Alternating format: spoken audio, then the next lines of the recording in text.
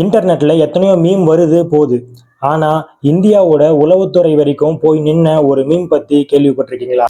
ஒரு சாதாரண online group இந்திய அரசாங்கத்துக்கே நேஷனல் செக்யூரிட்டி த்ரெட்டை கொடுக்குற மாதிரி மாறி இருக்கு. அவங்களோட வெப்சைட்டும் அவங்களோட ட்விட்டர் அக்கௌண்ட்டும், அதாவது எக்ஸ் வலைத்தள அக்கௌண்ட்டும் அதிரடியா பிளாக் செய்யப்பட்டது. இதுக்கு பின்னாடி இருந்தது எந்த ஒரு தீவிரவாத அமைப்பும் கிடையாது, எந்த ஒரு வெளிநாட்டு சதியும் கிடையாது. இதுக்கு பின்னாடி இருந்தது காக்ரோச் ஜனதா பார்ட்டி அப்படிங்கிற ஒரு மீம் பேஜ் தான். ஆனா நீங்க யோசிச்சு பாத்தீங்களா, சாதாரண ஒரு கரப்பாம்பூச்சி லோகோ வச்சிருக்கிற ஒரு அக்கௌண்ட்டை பார்த்துட்டு எதுக்கு இப்படி இத்தனை பேர் நம்ம அரசாங்கமே பயப்படணும் சொல்லுங்க. இது சாதாரண ஒரு மீம் மட்டும் கிடையாது, தமிழ்நாடு உச்ச நீதிமன்றம் ஆரம்பிச்ச ஒரு வார்த்தை இது. லட்சக்கணக்கான படித்து வேலை இல்லாத இளைஞர்களோட அடி மனசுல இருக்கிற காயத்தை இது தொட்டுடுச்சு. அது என்ன வார்த்தை, அது எப்படி ஒரு சாதாரண மீம் பேஜ் ஒரு புரட்சி மாதிரி மாறிச்சு. இங்கதான் ஒரு ரொம்ப பெரிய ட்விஸ்டே இருக்கு. ஒரு ஜட்ஜு சொன்ன ஒரு வார்த்தையில ஒரே இரவுல லட்சக்கணக்கான இளைஞர்களை கரப்பாம்பூச்சி ஆக்கிடுச்சு. இந்தியால காக்ரோச் ஜனதா பார்ட்டி உருவானது ஒரு அரசியலுக்காகவா இல்ல மனசு உடைஞ்ச இளைஞர்களுக்காகவா? இது ஒரு பார்ட்டியோட ஸ்டோரி மட்டும் கிடையாது, இது யாரும் கேட்காத ஒரு தலைமுறையோட ஒரு சைலண்டான ஒரு கதறல். வெல்கம் பேக் உண்மை மக்கள், நான் உங்க ஜெயசூர்யா. இன்னைக்கு காக்ரோச் ஜனதா பார்ட்டி அது ஏன் உருவாச்சு, எதுக்கு உருவாச்சு, அதுக்கு பின்னாடி என்ன உண்மை இருக்கு அப்படிங்கிறத கிளியரா தெரிஞ்சுக்கலாம். ஃப்ரெண்ட்ஸ், ஒரே வார்த்தை தான் இந்தியாவோட இன்டர்நெட்டையவே தலைகீழாவே மாத்திருச்சுன்னா நம்புவீங்களா? அந்த வார்த்தை காக்ரோச், அதாவது கரப்பாம்பூச்சி. இதை சாதாரணமாக கேட்டா சிரிப்பா இருக்கும். ஆனா சில பேருக்கு இது ஜோக் கிடையாது, அது அவங்களுக்கு ஒரு எமோஷனல் எக்ஸ்ப்ளோஷன், அதாவது உணர்ச்சி பூர்வமான ஒரு கொந்தளிப்பு. இங்க தான் ட்விஸ்ட் இருக்கு. காக்ரோச் ஜனதா பார்ட்டி இன்டர்நெட்ல வெடிச்சு வந்தது. அதை நீங்க முதல் வாட்டி பார்த்தீங்க அப்படின்னா அது ஒரு மீம் பேஜ் மாதிரி தெரியலாம், நீங்க சிரிக்கலாம், நீங்க ஷேர் பண்ணலாம், அதுக்கப்புறம் நீங்க மூவ் ஆன் ஆயிட்டு போயிடலாம். நீங்க கவனிச்சிங்களா, சில விஷயங்கள் வைரல் ஆகிறதுக்கு காரணம் கண்டென்ட் குவாலிட்டி காரணம் கிடையாது, அது தொடர எமோஷனல் பெயின் தான் காரணமா இருக்கு. சில மீம்ஸ் 2 நாள் வாழும், சில மீம்ஸ் 2 மணி நேரத்துல மறைஞ்சிரும். ஆனா சில விஷயங்கள் வேற மாதிரி இருக்கும். வெளியில பார்க்கும்போது ஒரு ஜோக்கா ஆரம்பிக்கும், ஆனா உள்ள ஒரு காயத்தோட இருக்கும். அதனாலதான் மக்கள் உடனடியா கனெக்ட் ஆயிடுவாங்க. இங்கதான் ஒரு விஷயம் இருக்கு. மக்கள் இன்ஃபர்மேஷனுக்காக ரியாக்ட் பண்ண மாட்டாங்க, அவங்களோட ஃபீலிங்ஸ்க்காக தான் அவங்க ரியாக்ட் பண்ணுவாங்க. அதனாலதான் சில விஷயங்கள் 10 பேர்கிட்ட மட்டும் தான் போய் சேரும், சில விஷயங்கள் கோடிக்கணக்கான மக்கள் கிட்ட போய் சேரும். சரி, இந்த மூமெண்ட் அதாவது காக்ரோச் ஜனதா பார்ட்டி எப்படி வந்தது? ஒரு நீதிமன்ற டிஸ்கஷன்ல கான்ட்ரவர்ஷியல் ஸ்டேட்மெண்ட் வந்ததுக்கு அப்புறம் தான் இந்த காக்ரோச் ஜனதா பார்ட்டி வெடிச்சு வளர ஆரம்பிச்சது. அதுக்கப்புறம் அதுக்கான கிளாரிபிகேஷனும் ஆல்ரெடி கொடுத்துட்டாங்க. ஆனா இன்டர்நெட் உலகத்துல அந்த ஒரு வார்த்தை அது இன்னும் உயிரோட தான் இருக்கு. இதை தான் யாரும் சொல்ல மாட்டாங்க. இன்டர்நெட் ஒரு விஷயத்த கேட்காது, அது ஒரு விஷயத்த ஃபீல் பண்ணிடும். அப்படி அது ஃபீல் பண்ணிடுச்சுன்னா அதுக்கு தனியா ஒரு உயிரே வந்துடும். சரி, அடுத்தது என்ன நடந்தது தெரியுமா? இளைஞர்கள் பயப்படல, கோவப்படல, அவங்க அழல. அவங்க ஒரு டேஞ்சரஸான ஒரு விஷயம் பண்ணாங்க. அந்த வார்த்தையை அப்படியே ஓன் பண்ணிட்டாங்க. அதாவது தங்க தான் காக்ரோச் அப்படின்னு சொல்லிட்டு அவங்களே சித்தரிச்சிட்டாங்க. இங்க தான் ஒரு முக்கியமான ஒரு ப்ராப்ளம் இருக்கு. சிலர் இன்சல்ட்டை ஜோக்கா மாத்துறது அவங்க கிட்ட ஸ்ட்ரென்த் இருக்கு அப்படின்னு சொல்லிட்டு நினைக்காதீங்க. அது சில நேரங்கள்ல பாத்தீங்கன்னா பெயின் ஓவர்லோடு தான் அதுக்கு மிகப்பெரிய காரணமா இருக்கும். ஏன்னா அதை நம்ம அழுதுட்டு எக்ஸ்பிளைன் பண்றதை விட நம்ம சிரிச்சுட்டு அதை ஹைட் பண்றது ரொம்ப ஈஸி. நீங்க கவனிச்சிங்களா, நம்ம வாழ்க்கையிலுமே இது நடக்குது.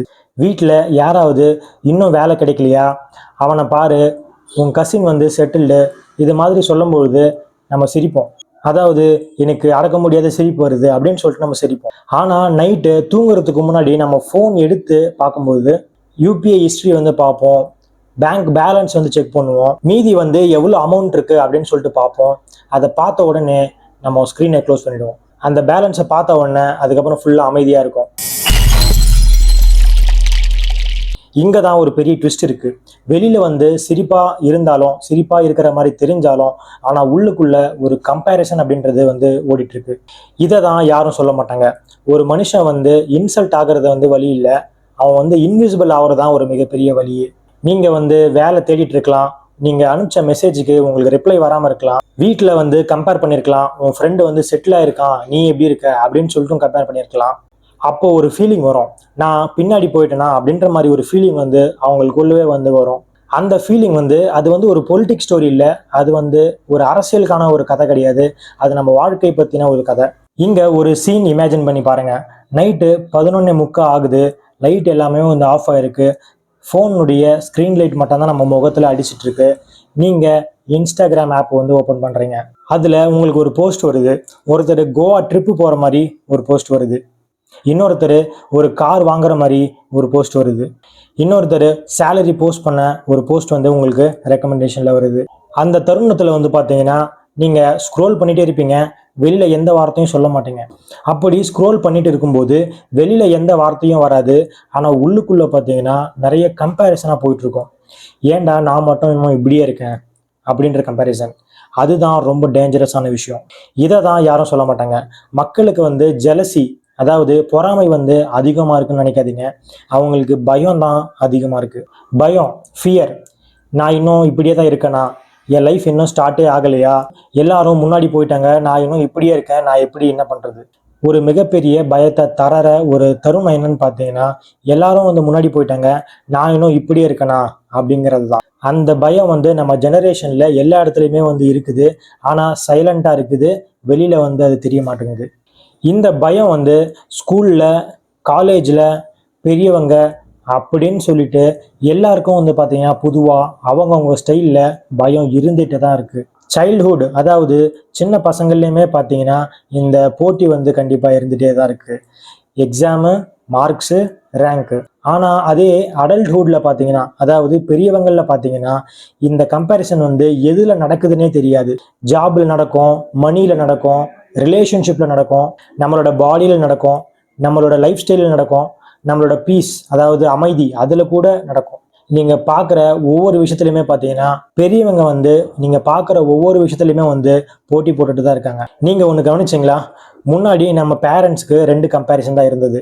ஆனால் இப்போ பார்த்தீங்கன்னா சோஷியல் மீடியா வந்ததுனால லட்சக்கணக்கான கம்பேரிசன், கோடிக்கணக்கான கம்பேரிசன். இங்கே தான் ஒரு பெரிய ப்ராப்ளமே இருக்குது. நீங்கள் உங்கள் வாழ்க்கையை வாழ்கிறத விட மற்றவங்க ஹைலைட்ஸ் வீடியோவை சோஷியல் மீடியாவில் போடுறத பார்த்துட்டு நம்ம கம்பேரிசன் பண்ணிகிட்டு இருக்கோம். இந்த ஒரு விஷயத்தை வந்து நம்புறது கஷ்டம். இந்த ஜெனரேஷனில் வந்து ப்ராப்ளம் வந்து மோட்டிவேஷன் ப்ராப்ளம் சொல்லுவாங்க, இன்ஃபர்மேஷனை ப்ராப்ளம் சொல்லுவாங்க, சிலர் டேலண்ட்டை கூட ப்ராப்ளம்னு சொல்லுவாங்க. ஆனால் உண்மையான ப்ராப்ளம் என்னென்னா, அமைதியாக வாழ முடியாத அளவுக்கு நம்ம கம்பேரிசன் பண்ணிகிட்டு இருக்கோம். அதுதான் மிகப்பெரிய ப்ராப்ளமே. மக்களுக்கு வந்து வேலை இல்லாதது வந்து அவங்களுக்கு ப்ராப்ளமாக தெரியல, மக்கள் வந்து தங்களை யாருமே வந்து காது கொடுத்து கேட்கல அப்படிங்கிறது தான் அவங்களுக்கு பெரிய ப்ராப்ளமாகவே தெரியுது. இங்கே தான் ஒரு பெரிய ட்விஸ்ட் இருக்குது. நிறைய பேர் வந்து மணி, அதாவது காசை வந்து தேடுற மாதிரி தெரியும் வாழ்க்கையில், ஆனால் உண்மையாக பார்த்தீங்கன்னா அவங்க வாழ்க்கையில் அவங்க ரெஸ்பெக்டை தான் தேடுறாங்க. நிறைய பேர் வந்து வாழ்க்கையில் சக்ஸஸை தேடுற மாதிரி தெரியும், ஆனால் இன்னும் உள்ளே போய் பார்த்தீங்கன்னா அவங்க வந்து நானும் இம்பார்ட்டன்ட் தான் அப்படின்ற மாதிரி ஒரு ஃபீலிங் வேணும் அப்படிங்கிறதுக்காக தான் அதை பண்ணுறாங்க. அதனால தான் அதை தேடவும் செய்கிறாங்க. நீங்கள் ஒரு விஷயத்த கவனிச்சிங்களா? நமக்கு சம்பளம் வந்த நாள் வந்து சேலரி கிரெடிட் மெசேஜ் வரும். ஒரு 10 நிமிஷம் பார்த்தீங்கன்னா சந்தோஷமாக இருக்கும். அதுக்கப்புறம் பார்த்தீங்கன்னா EMI, bill, rent, UPI deduction அப்படின்னு சொல்லிட்டு நமக்கு காசு செலவாகிறனால நமக்கு மிகப்பெரிய ஒரு சோகத்தை கொடுக்கும். நீங்கள் நல்லா கவனித்து பார்த்தீங்கன்னா தெரியும், நமக்கு காசு செலவானது வந்து நமக்கு சோகம் தராது, நமக்கு திருப்பியும் அதே சைக்கிள் திருப்பி ஆரம்பிச்சிருச்சு அப்படிங்கிறது தான் நமக்கு சோகத்தை கொண்டு வருமே. இங்கே தான் ஒரு விஷயம் இருக்குது. மக்கள் வந்து சோர்வாக இருக்காங்க, அதாவது டயர்டாக இருக்காங்க, அதுக்கு அவங்க செய்கிற வேலை தான் நம்ம காரணம்னு சொல்லிட்டு நினைக்கிறோம். ஆனால் உண்மையாக பார்த்தீங்கன்னா வேலை வந்து காரணம் கிடையாது. அவங்க மீனிங்கே இல்லாமல், அதாவது அர்த்தமே இல்லாமல் ஓடுறது தான் வந்து அவங்களுக்கு சோர்வே கொடுக்குது. நீங்கள் கடைசியாக எப்போ யாரையுமே இம்ப்ரெஸ் பண்ணாமல் உங்களை நீங்களே வந்து அப்ரிஷியேட் பண்ணுங்க எப்போ அப்படின்னு சொல்லிட்டு நீங்கள் யோசிங்க. 10th மார்க் வாங்கினப்போ, ஃபர்ஸ்ட் சேலரி வாங்கினப்போ, மற்றவர் அப்ரிஷியேட் பண்ணப்போ, அந்த மாதிரி தருணங்களில் வந்ததா, இல்லை நீங்கள் வந்து உங்களை நீங்களே பார்த்து சரி நீ நல்லா ட்ரை பண்ணுறடா அப்படின்னு சொல்லிட்டு நீங்கள் சொன்ன வார்த்தையா? இதை தான் யாரும் சொல்ல மாட்டாங்க. நம்ம வாழ்க்கையில் பிக்கெஸ்ட் மிஸ்ஸிங் என்னன்னா செல்ஃப் அப்ரூவல் தான். இந்த ஒரே ஒரு காரணத்துக்காக தான் எல்லார்கிட்டையுமே வந்து நம்ம அப்ரூவல் கேட்குறோம். ஏன்னா வெளியே ஸ்ட்ராங்காக இருக்கிற நிறைய பேர் வந்து உள்ள வந்து சைலண்டாக டயர்டாக இருக்காங்க. இதை தான் யாரும் சொல்ல மாட்டாங்க. எல்லாரும் வந்து சத்தமாக கத்துறவங்க வந்து லோன்லி கிடையாது, அமைதியாக இருக்கிறவங்க வந்து கத்திக்கிட்டே இருக்காங்க. சில நேரங்கள்ல வந்து கோபம் வந்து அரசியல் மேல இருக்காது, அதாவது பொலிட்டிக்ஸ் மேல இருக்காது, அவங்களுக்கு காணாம போன ஒரு ஃபீலிங்ஸ் மேலதான் இருக்கும். இந்த மாதிரி ஃப்ரெண்டு வந்து உங்களுக்கு இருப்பாரு. வெளியில வந்து நான் நல்லா இருக்கேன், நான் ஃபைன் அப்படின்னு சொல்லுவாரு.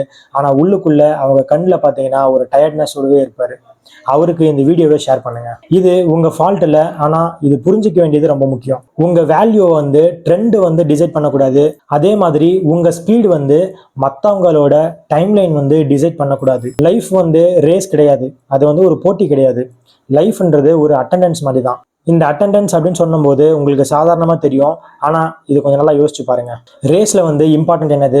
நீங்க ஃபர்ஸ்ட் வந்து ஃபினிஷ் பண்ணுங்க அப்படிங்கறதான் ரேஸ்ல வந்து இம்பார்ட்டன்ட். ஆனா அட்டெண்டன்ஸ்ல என்ன இம்பார்ட்டன்ட் பாத்தீங்கன்னா, நீங்க வந்தீங்களா, அதுதான் அங்க இம்பார்ட்டன்டான விஷயம்.